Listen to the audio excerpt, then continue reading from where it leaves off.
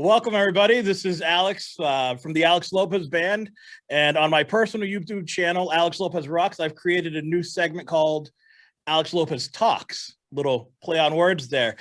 Joining us today is the wonderfully talented Carolyn Chaplin from Carolyn Rae and The Rumors and her solo project, Carolyn Rae. Yes, hello. Thank you for having me. Oh, thank you for joining us, joining me on this session today. I'm very excited. I've heard a lot of your songs on Spotify, and you are so talented. I just gotta put it out there right now. Oh, thank you. I'm glad someone's listening on Spotify. Yeah. It took me a long time to figure out how to work Spotify, so I'm glad somebody is listening on it. Yeah, you know, when the artists are there, you gotta support each other. You gotta build it up. You gotta make it count. You know.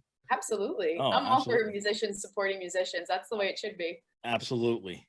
Now, Carolyn, what got you into music? What was like that song or the band or the moment or all of the above? Well, it's kind of funny.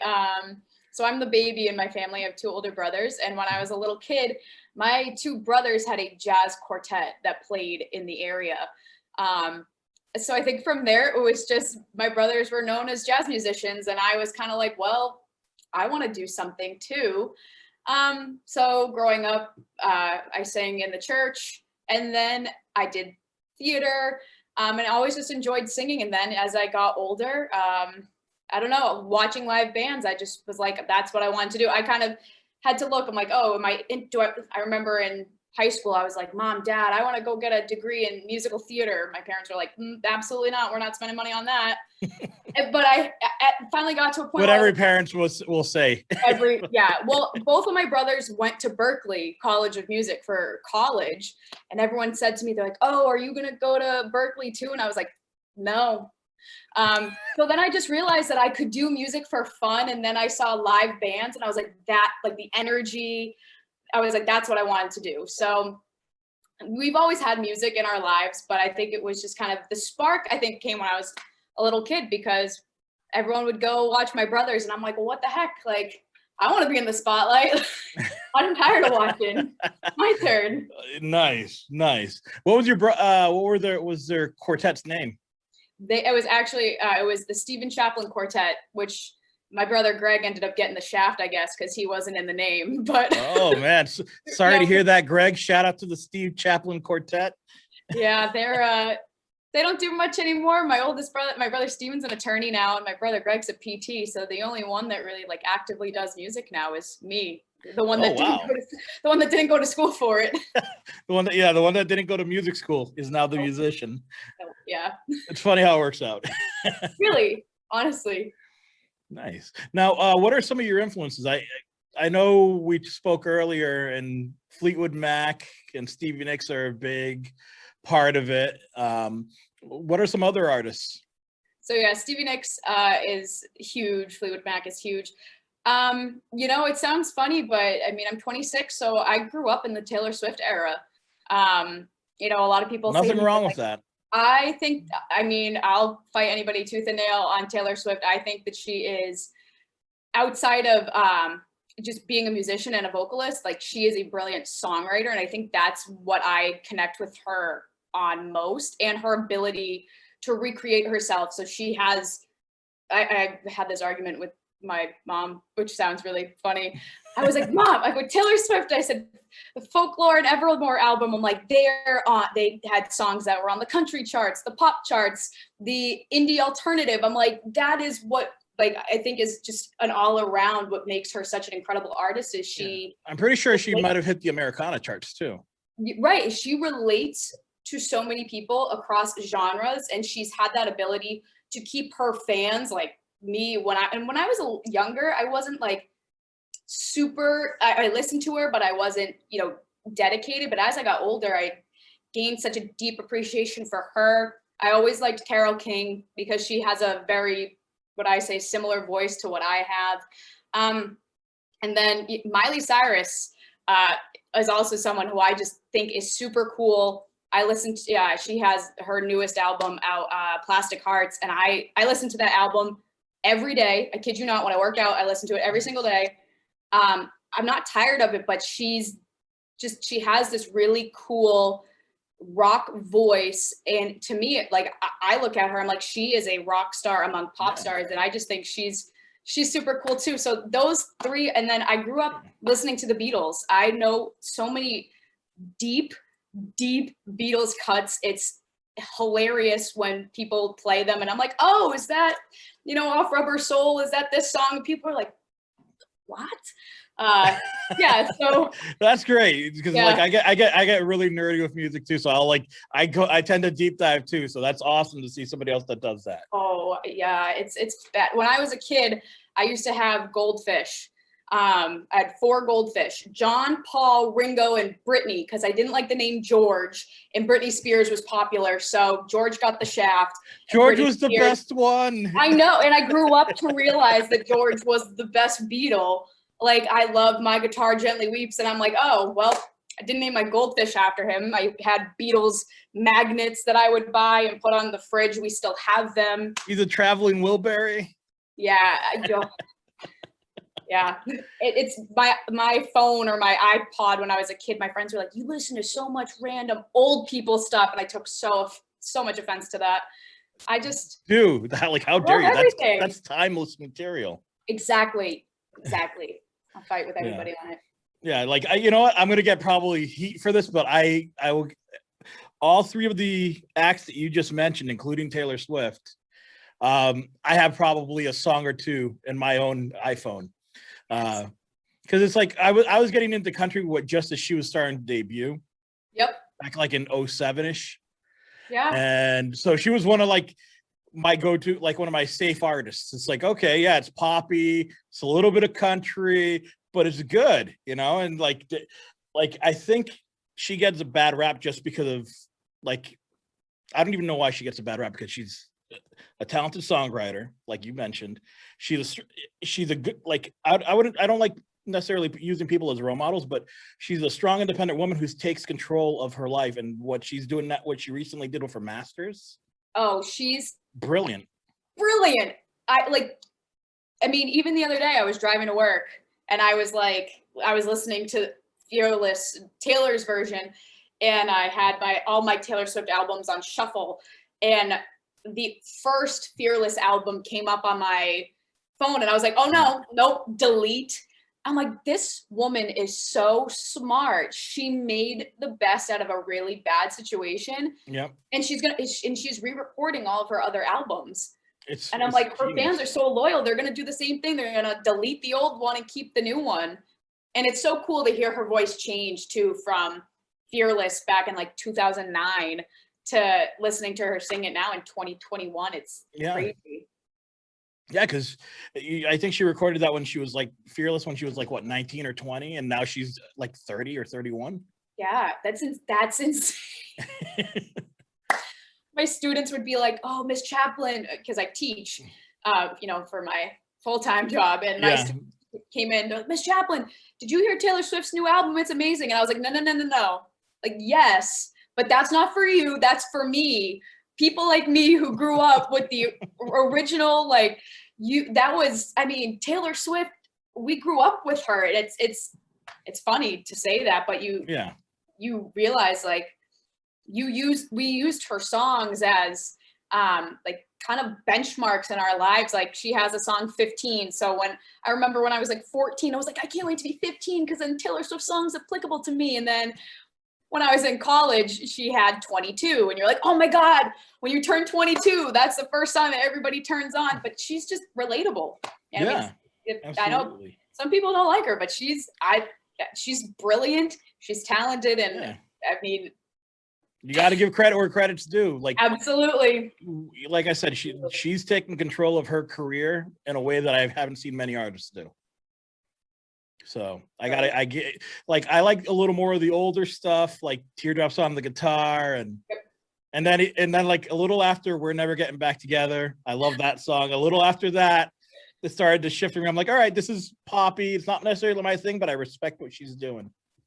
Yeah, she's super cool. I mean, the Reputation album, which was like the big, like, pop turn for her.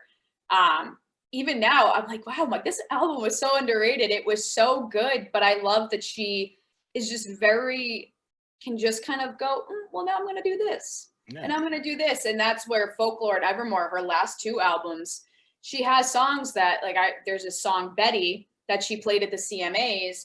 And then you had, what was it? Cardigan that was playing on the pop charts. And then she did a song with the guy from Bon Iver, and it went, to the like indie alternative. And I'm just like, it's all on one album. Yeah. And with Folklore, they had the documentary up on Disney Plus. I haven't seen it yet. Well, if you have Disney Plus, it's up there. It literally documents the song, it does the performance, then does the next song, does the performance. Oh, wow. Yeah, it's really cool. So yeah, a little bit of my fanboy might be showing a little bit more than I wanted it to. Yeah. But it's like and like you mentioned Miley, and she kind of did the same thing too, where it's like super cool. She was a Disney kid, kind of found her, like, did the pop thing, did the pop country thing briefly, went back to pop, and then just kind of evolved and grew and found her sound. And like she's doing interviews like Joe Rogan, and you're seeing like the full depth of her personality. I'm like, yeah, Miley's cool. Oh, I think she's so cool. I think she's unapologetically herself, which I think is, I mean, you talk about Taylor Swift is definitely a great role model. And I think, Miley in her, in her own world is too. I mean, she's very straightforward about the things that she's gone through. And, I mean, I know she's battled issues with drugs and alcohol, but she's very forward, and she's like, I have to pick sobriety or whatever to, she goes, because it impacts my music, and you hear her music, and she kind of keeps the country twang in it. But I mean, of course, but she has this new rasp to it too, Yeah, and when she cut Edge of Midnight with Stevie Nicks, I mean, I was sold right there. But then she has a song with Joan Jett, Billy Idol. That's what I was gonna say. If you can get the thumbs up from both Dolly Parton, Stevie Nicks, and Joan Jett, and you're that same artist, you're cool in my book. Absolutely. I mean, Miley, if you've never seen it, Miley does a really cool backyard session. It's on YouTube, and she covers Jolene.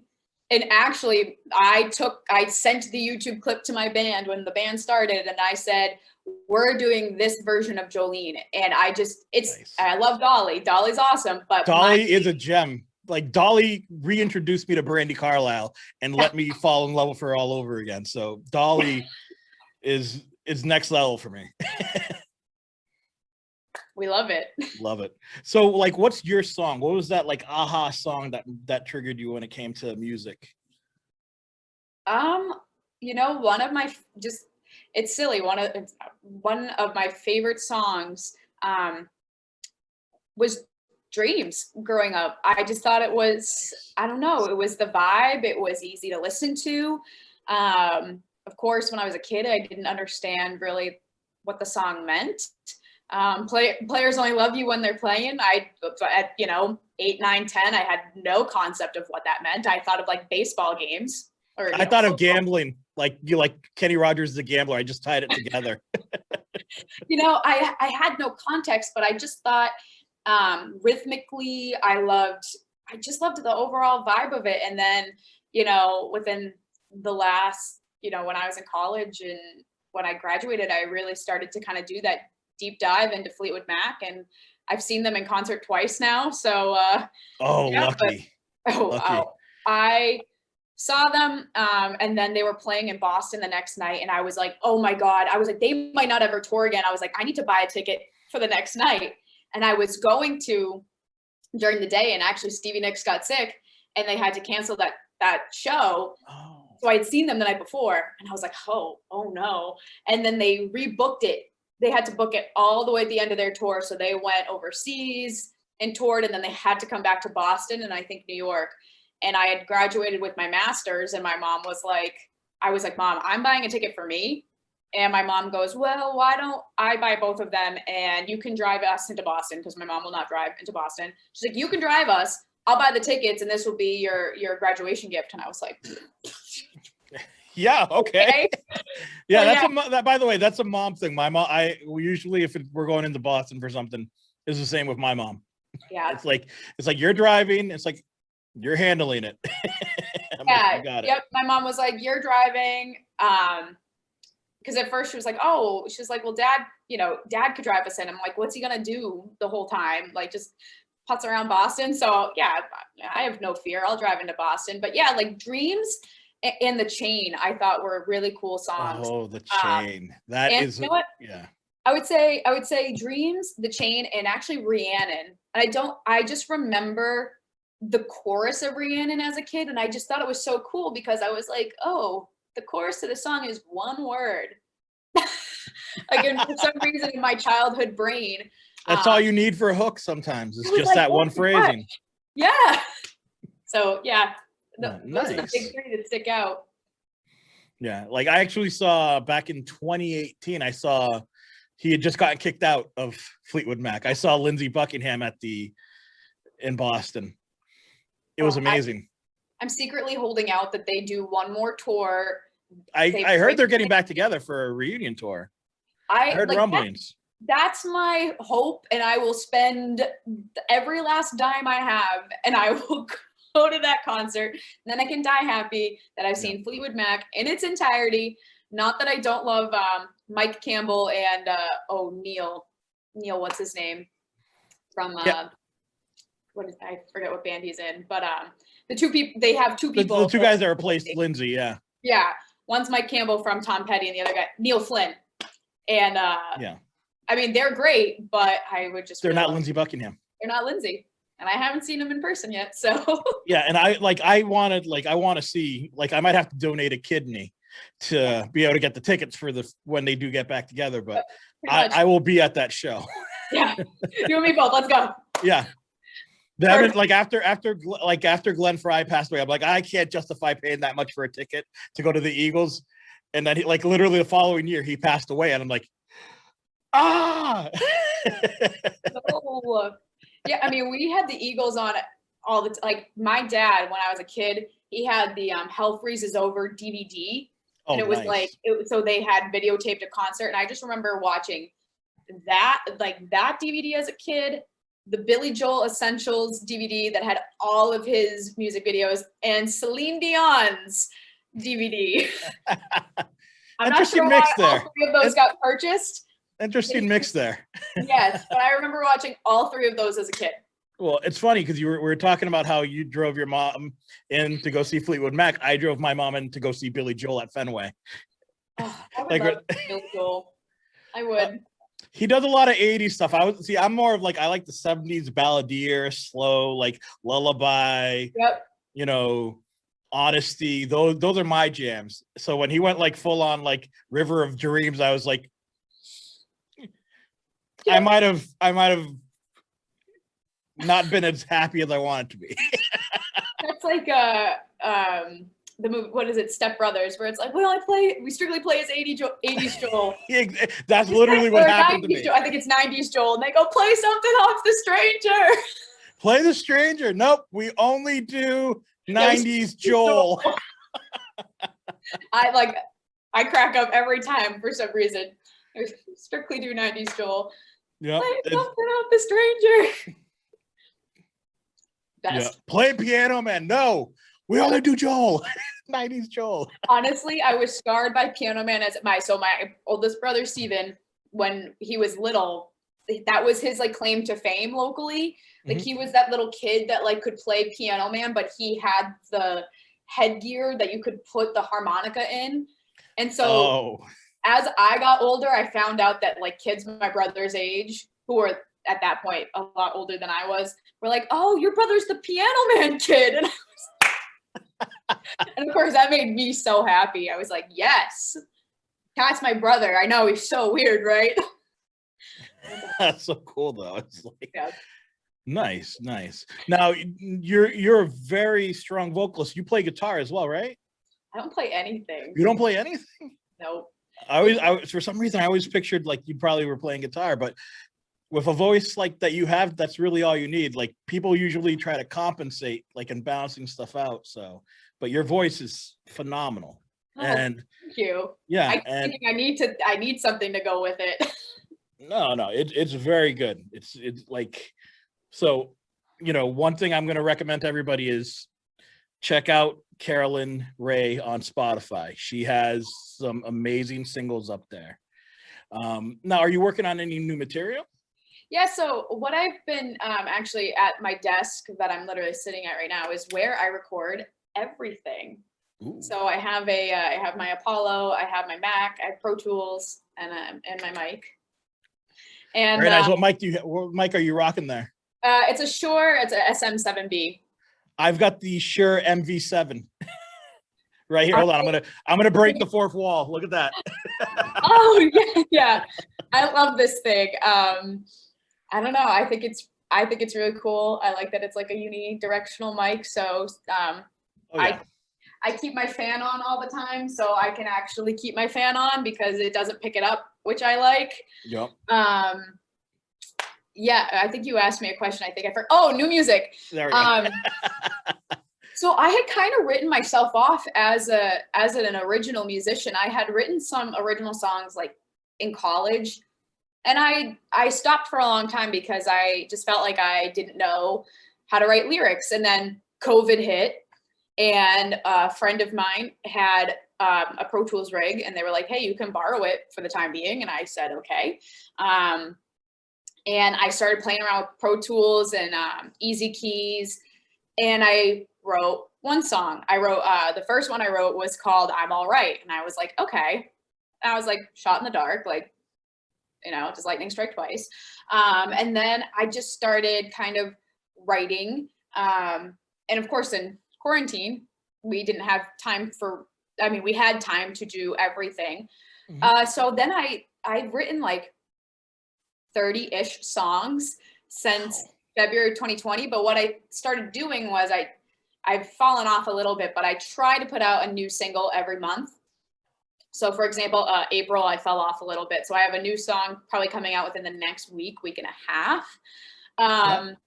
But yeah, I've got a bunch of new stuff. I have a bunch of songs that are finished that just need some production on them. And, Nice. but it's funny because now these songs that I'm putting them out, they're songs that I wrote months and months and months ago. And so, you know, my friends always make comments to me about, you know, the content of my songs. And they're like, "Oh, your songs are about breakups. Your songs are about this, about that."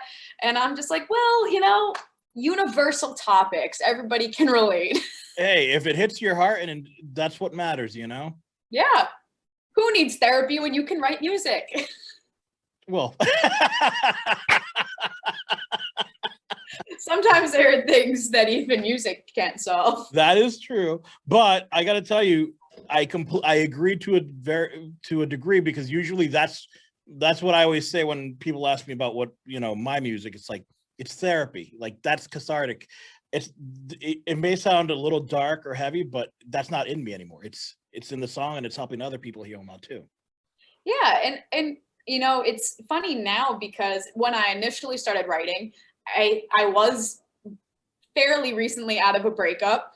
And so to process that, I processed it through writing. And but you know, and I would explain to my friends and to people who listen, they'd be like, "Oh, well, is this about so and so? Is this about so and so?" It's like, well, not really. You can take things that have happened to you and tweak them and kind of embellish them and make them into, you help create and set a scene and imagery for a song. So it's not like, yes, this is point blank what happened. Like, you know, so now I'm kind of observing people around me or situations around me and saying, "Oh, okay, like what if I was that person? What if I was in that position? How do I write from that person's perspective? Or how do I write from another person's perspective that's not me?" So I try to challenge myself to write from different perspectives or not just things that I have experienced.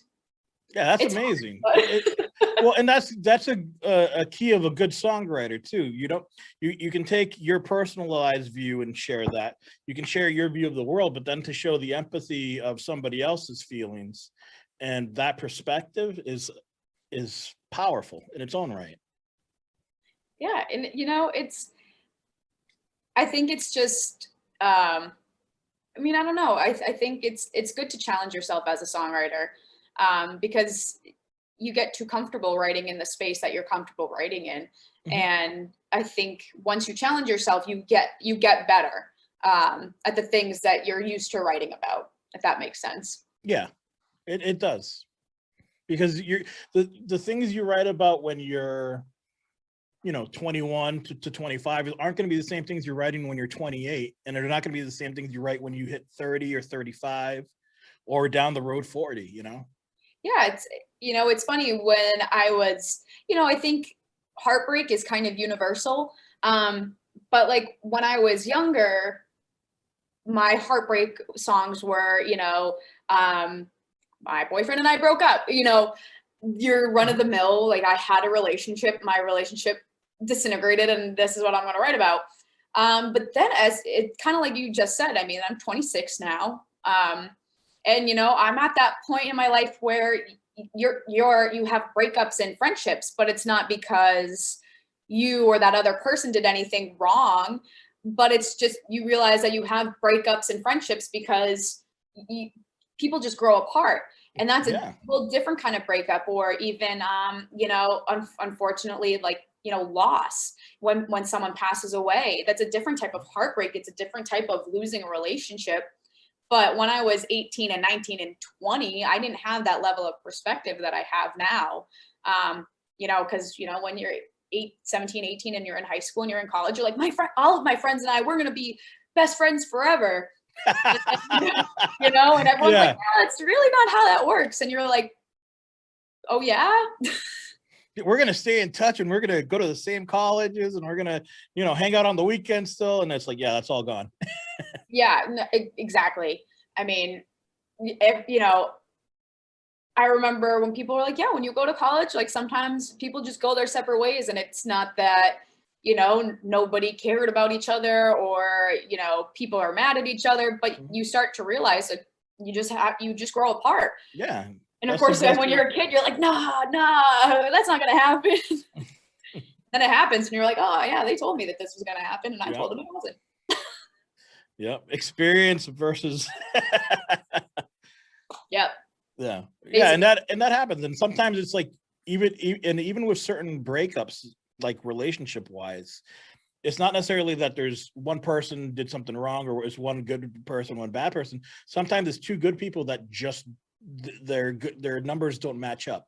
Like it's like, it becomes toxic or unhealthy, and it changes the persons when they're together. So it's probably better that they're not. Exactly. And again, like, it's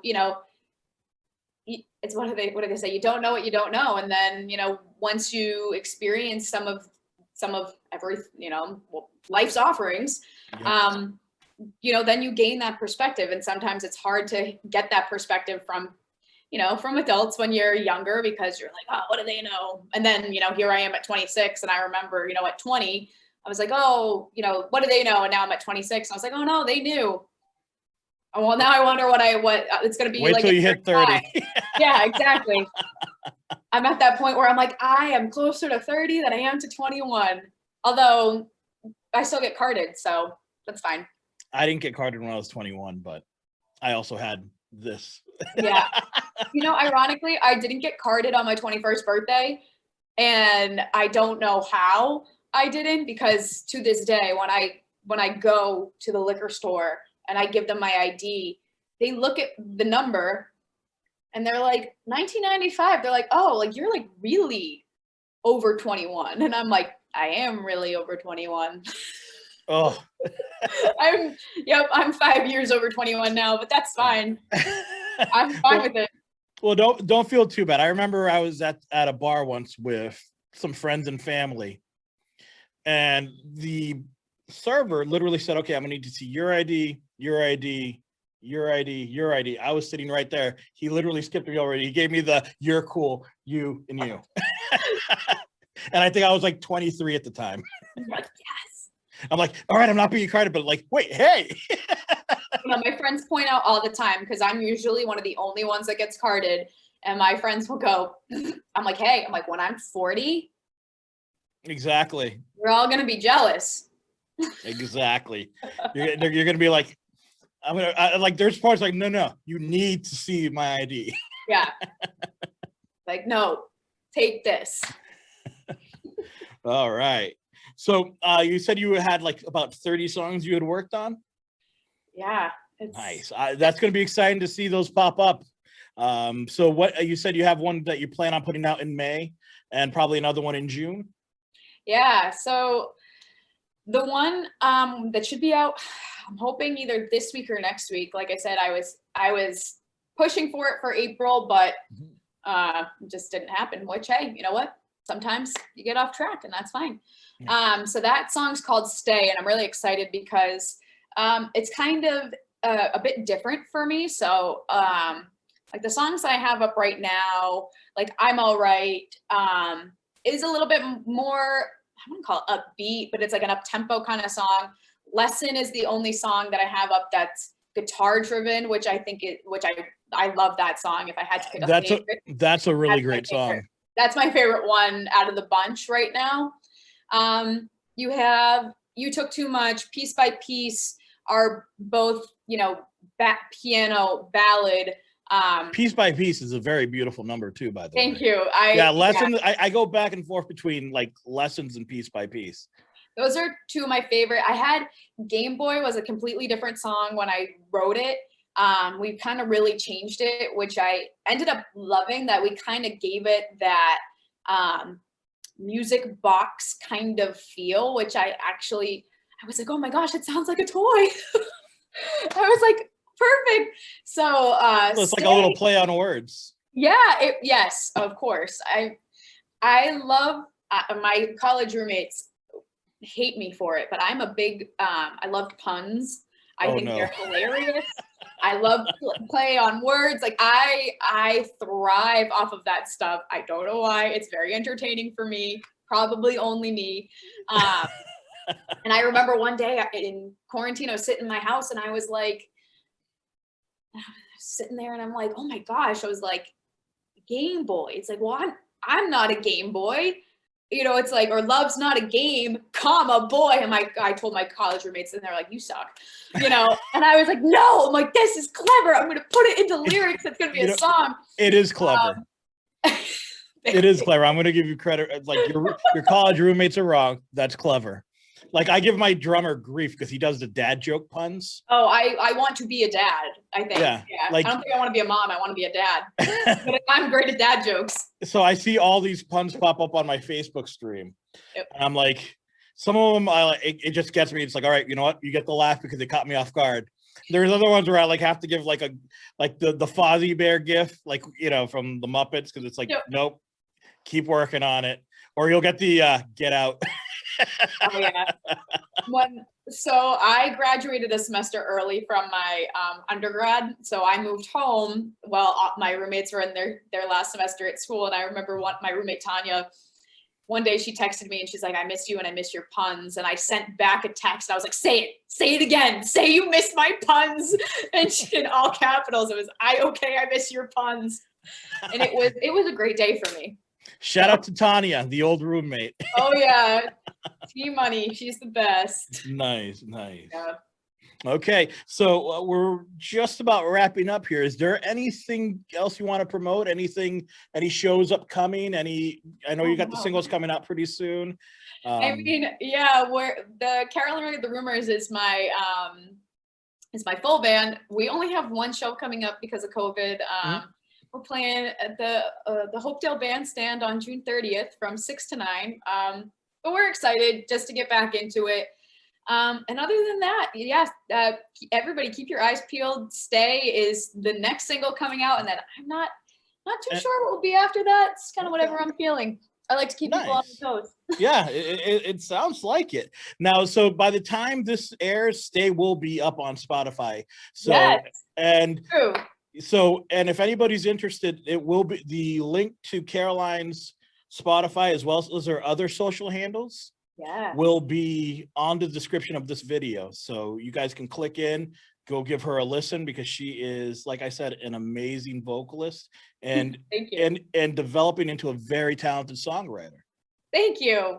Wonderful. That means a lot. I mean, I guess one of the big things that for anybody out there that's watching that's a vocalist, I've been convinced, I'm still convinced that like I don't have a big voice. I don't have like a massive range. But I think that if you can write and you can connect and you can emote through your vocal, I don't think it matters if you've got a big voice or a small voice, or you can sing like Adele, or if you know, like kind of like me and just have kind of not the biggest range. I think it's just, you know, well, I mean, got. Stevie Nicks didn't have the biggest range, but she connected with a great audience, and the audience felt what she was saying. I think connecting with somebody is more important than the range, you know. Absolutely. And I guess I'll leave you with this. If you want to see the best Stevie Nicks connection, I believe it's 1990. It's either, I think it's 1979, I believe, no, or 1997, because why would my numbers make sense? On YouTube, it is a live version of Silver Springs. I want to say it's like in the 70s.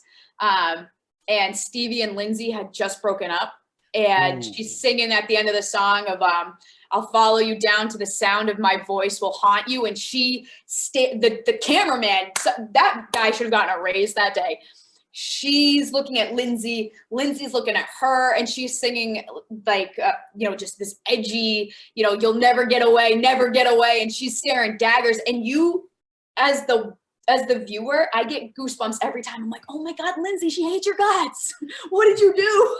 So that might be your one of your aha moments then. Like if you get the goosebumps, you know? Oh my gosh, it's incredible. I watch it. Oh, she's amazing. Amazing. All right. Carolyn, where can everyone find you? Like Facebook, all your links and handles.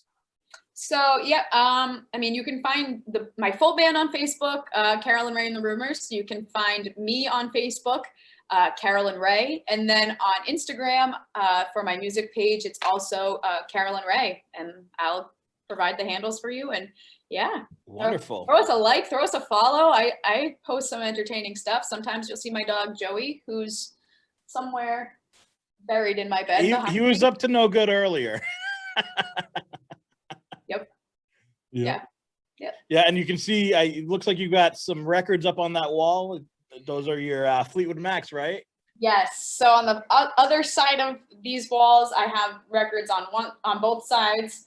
But because my bed is right here, I have to wake up to just you know, music royalty in my brain. So yep, I have Tusk, Fleetwood Mac, Rumors, and actually Belladonna.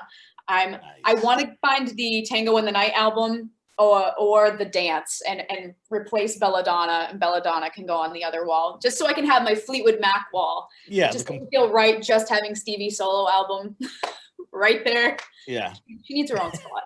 She does. Oh, that's awesome. Well, Carolyn, thank you so much. Again, all the applicable links are below in the description of this video. I want to thank you guys again.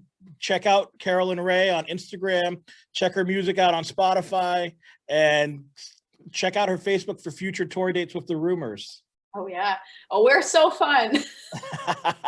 Awesome. Thank you guys so much. This has been Alex Lopez Talks. We'll see you real soon.